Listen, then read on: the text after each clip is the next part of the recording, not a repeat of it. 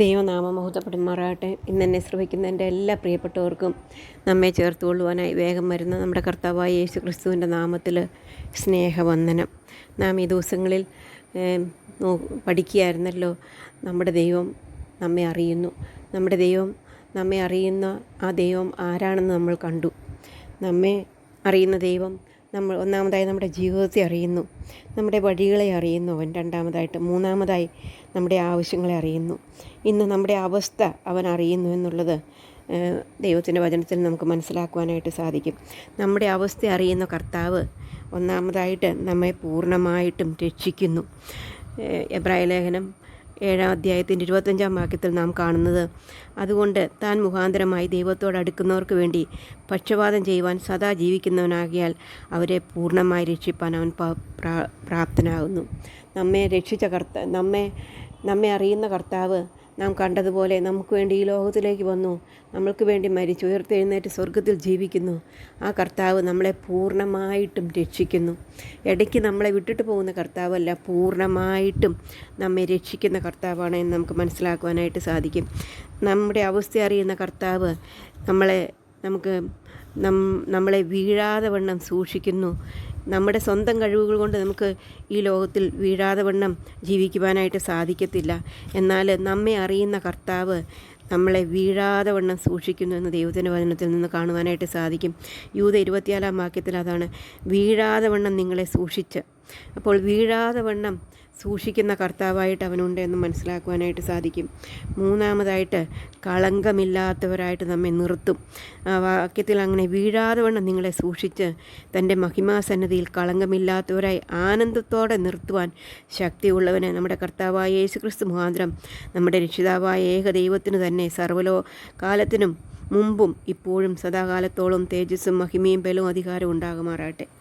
അതെ, നമ്മെ രക്ഷിച്ച കർത്താവ്, നമ്മെ പൂർണ്ണമായിട്ട് രക്ഷിച്ച കർത്താവ് അവൻ പൂർണ്ണമായിട്ട് നമ്മളെ രക്ഷിച്ചു എന്ന് മാത്രമല്ല, അത് നമുക്കറിയാം, നമ്മളെ പൂർണ്ണമായിട്ട് രക്ഷിച്ച കർത്താവ് നമുക്ക് വേണ്ടി നമ്മെ വീഴാതെ വണ്ണം നിർത്തുവാനായിട്ട് നമുക്ക് പിതാവിൻ്റെ സന്നിധിയിലുണ്ട്. അത് മഹിമയോടെ കളങ്കമില്ലാത്തവരായിട്ട് ആനന്ദത്തോടെയാണ് നമ്മൾ നിർത്തുന്നത് എന്ന് നമുക്ക് കാണുവാനായിട്ട് അറിയുന്നു. അപ്പോൾ നമ്മുടെ അവസ്ഥ അറിയുന്ന കർത്താവാണ് നമുക്കുള്ളത് എന്നത്. നമ്മുടെ അവസ്ഥ അറിയുന്ന കർത്താവ് നാലാമതായിട്ട് നമുക്ക് കാണാനായിട്ട് സാധിക്കും, നമ്മെ നിലനിർത്തുന്ന കർത്താവാണ് എന്നുള്ളത്. നമ്മെ നിൽക്കുമാറാക്കുന്ന കർത്താവാണ്. നമുക്കൊരു വാക്യം വായിക്കാം. റോമർക്ക് എഴുതിയ ലേഖനം 14-ാം അധ്യായത്തിൻ്റെ റോമർ 14-ാം വാക്യത്തിൽ അതാണ് നമ്മൾ കാണുന്നത്. മറ്റൊരുത്തൻ്റെ ദാസനെ വിധിപ്പാൻ നീ ആർ? അവൻ നിൽക്കുന്നതോ വീഴുന്നോ സ്വന്തമായവനത്രേ. അവൻ നിൽക്കും താനും. അവനെ നിൽക്കുമാറാക്കുന്നവൻ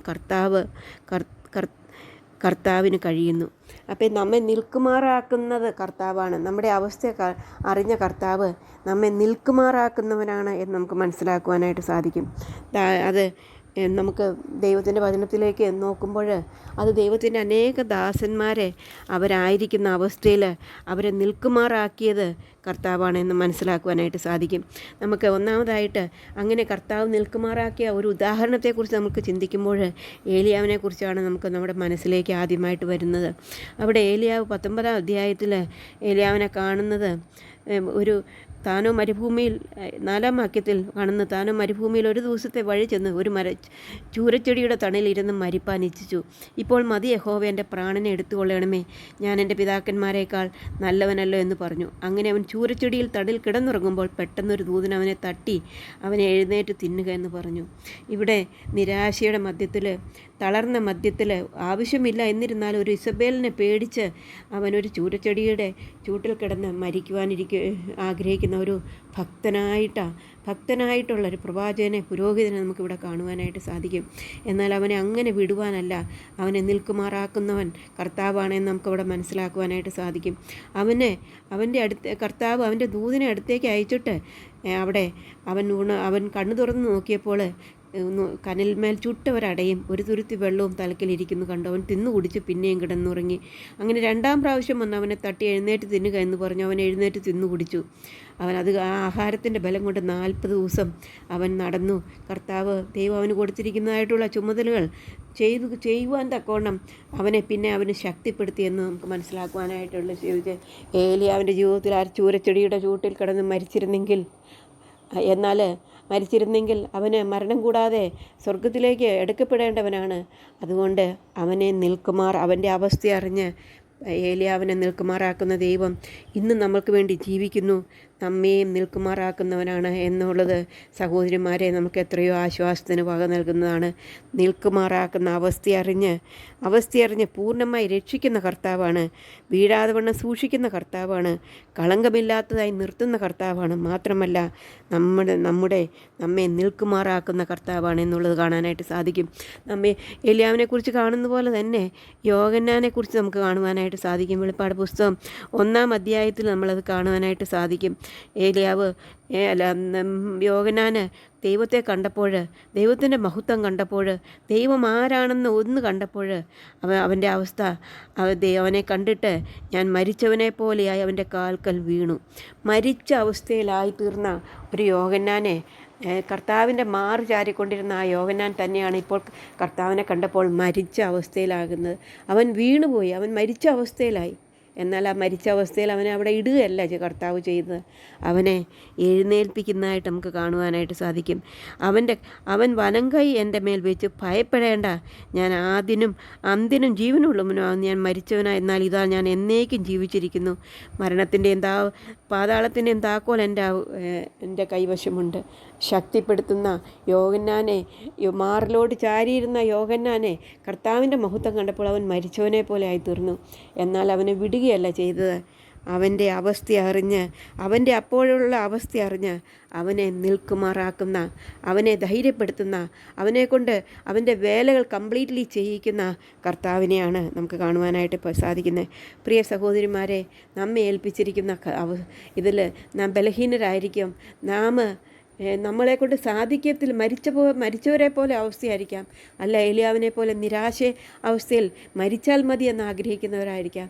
എന്നാൽ അവൻ നമ്മുടെ അവസ്ഥ അറിയുന്ന കർത്താവ് നമ്മെ കൈവിടാത്തവനാണ്. നമ്മെ തട്ടി എഴുന്നേൽപ്പിച്ച് നമുക്ക് ഭക്ഷണം തരുന്ന കർത്താവാണ്.